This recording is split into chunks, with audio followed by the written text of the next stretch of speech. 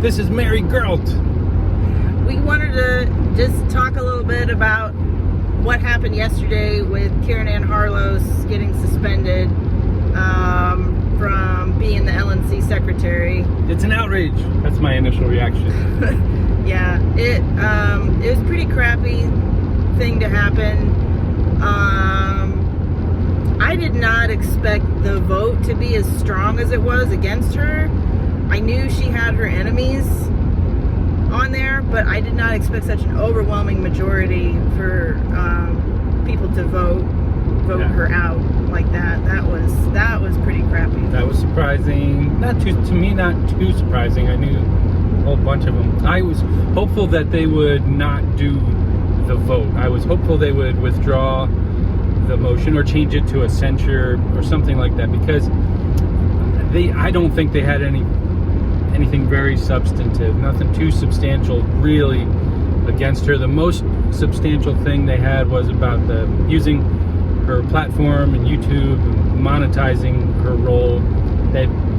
But they could have just given her a warning or talked to her about it, or they were starting to change the policy manual and the rules, and they could have gone about it that way. Yeah, and then I guess the other big part of the charge was, she has all these YouTube channels and everything where she goes and uses really strong language but she speaks her mind about the LNC and about what goes on and about certain people and what they've either done or she perceives they've done here or there to her. And I don't know that you could necessarily censure or suspend somebody for doing that. Laura Ebke, who brought the charge against her, brought the suspension, she said, well, because you are a public figure, you don't have any private presence online, which I don't know, maybe she has a point there, but still, I mean, just because she said things that people found offensive, yeah, I don't think that's really a reason to be suspended. Yeah, and I know this has been said before, but they all have said pretty horrible things. Even during the meeting itself, Longstreth, who's just been horrible, I had respect for him a year or two ago, but over the past 6 months or so, none at all. He said she was a rabid dog, or acting like a rabid dog. The hypocrisy, just the level of hypocrisy has been overwhelming. So I think, the suspension itself is disappointing, but where do we go from here? Do you want to talk about that yet, or did you want to talk more about the suspension? I mean, we could talk a little bit more about the actual suspension. Okay. I mean, she had brought up, and this is true, other people have been insulting, been rude, either in LNC meetings or online or on their social media, towards other members of the LNC. So her doing that, just because she did it more so than other people, it's like, if you're more skillful, she was just better at it. She's very good at insulting people. She has a lot of cojones. There's that, and then they also brought up, you use your position to make money, because these channels that she has on YouTube where she basically bitches everybody out is monetized. And she had brought up the point, which is a very good point, that other members have, if they're like, they hawk their wares at meetings or something like that, it's like, isn't that the same thing? And they didn't get brought up for suspension or anything like that. So it seems like it's the pot calling the kettle black in a lot of these charges, and just because she does it a lot more than people, I don't think you can, if you even want to say that those are reasons to be suspended, then you have to apply it equally to everybody else in the LNC, and nobody's doing that. So the question comes up, why is she being singled out for this? Just because I mean, I understand they all find her hard to work with because of that, because she's calling them out on their stuff and they don't like that. So yeah, I get, like, you're pissed off at somebody and you want to suspend them, but that doesn't make it a legitimate suspension. Right. And yeah, I think the reason behind it is largely they don't feel safe, that she's too radical for them. Yeah, she's called them out on specific things like the New Hampshire party Take this exit. debacle, but also just in general on, you know, that they should be more radical. They should, she told me to slow down, they should be more radical, in her opinion and in my opinion. So just in general things like that. So where do we go from here? Where do we go on the road? But where do follow this onto the 65 highway? And where does the party go from here? I'll tell you, for me, so because they've done this, because they've tried to silence Caryn Ann Harlos, this is just going to make me more radical. You know, I already consider myself an anarchist, but I never was confrontational against the LNC or did much like calling them out or calling them names, but I think I might start now. You know, I've never been one for infighting and just complaining about our own people, but I believe it's time to start. People like Laura Ebke, you know, I consider her a prag. She's not my cup of tea. I never would have voted for her, but I could put up with her being on the LNC. Not anymore. This, or Longstreth, any of them who voted for the suspension and removal, I agree, all of them have to go. So they've just, what have they done? They've just kind of pissed off and radicalized people like me. Yeah, it does feel like that they have drawn a line in the sand this year, and maybe everybody's drawn a line in the sand this year.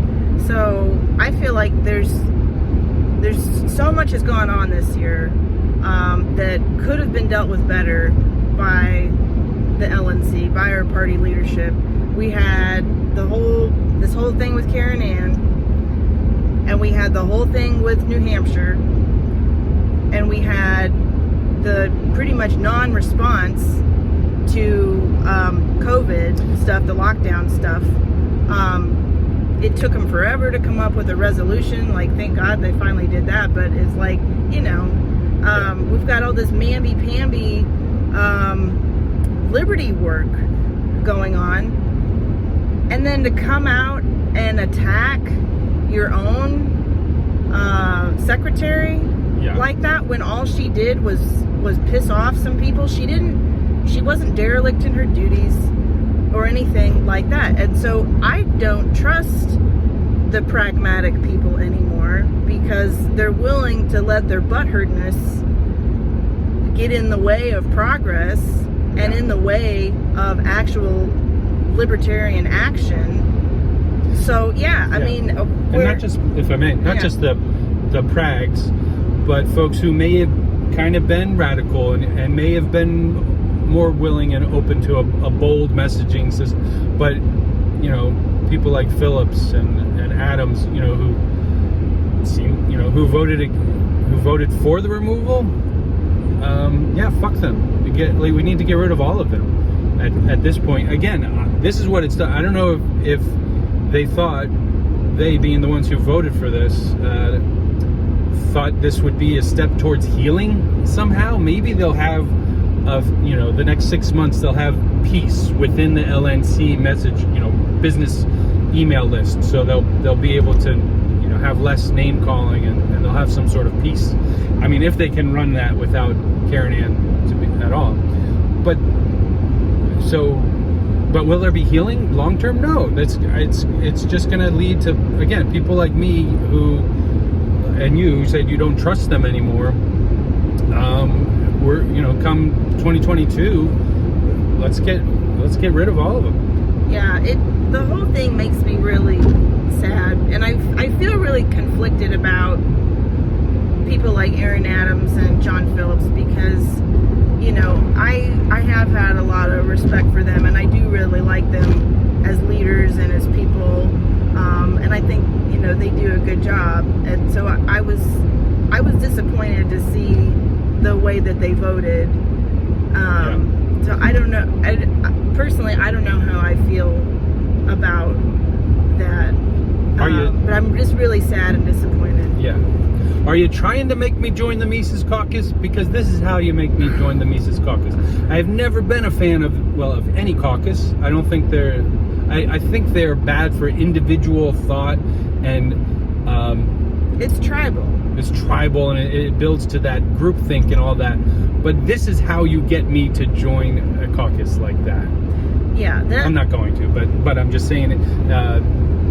That's what it does. It definitely is going to make a lot of people like us more sympathetic to the causes of these more radical caucuses. We have always felt like, you know, we can be radical and anarchists without being part of a caucus, and we just, you know, we want to be on our own, and like he said, stand alone in our thinking and everything, and not try to be influenced too much by groups.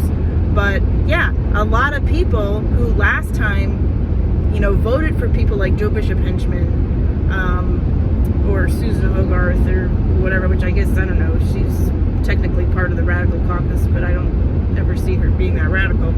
But at any rate, people who were more likely to vote for kind of like the down the line or maybe a little more pragmatic people, they are watching. They are seeing what is going on right now. There are lots of people like that who are not part of these caucuses and things like that, who are big Caryn Ann Harlos fans.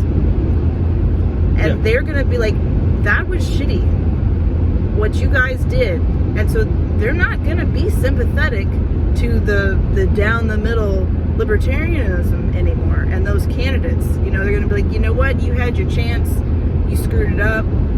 These people over here have the right messaging. I'm done messing around. Yeah. That's what's going to happen. Yeah, and again, for me personally, like in the past, if there was someone from the radical caucus running for, say, an at-large position versus a Longstreth for the same at-large position, I probably would have voted for a Longstreth, you know, because I in the past would have thought he's reasonable, good, you know, for leadership and good for running the board and things like that. But now, no way he does. Any of them who voted in favor of suspension, vote each and every one of them out. Again, I don't like the talk of, you know, a takeover, a Mises Caucus takeover. Right. But essentially, or Reno Reset. Reno Reset. I'm not a fan of. It's not that my cup of tea. message. And yet I'm in this position where you've just made me an ally of people who want to do that, because I want to vote out each and every one of you. Yeah, I mean, at the moment, right now, after what happened yesterday, it does feel like, I do want to reset. I do want to like hit the reset button. Like, let's start over. But I'm not a fan of leading with that message, because I just think it makes that division worse. Yeah. Well, do you feel complete on this for now? Yeah. Well, good, because that's a good button to end on, and we can go ahead and literally, if you want to, do it. Cool. Peace out, friends.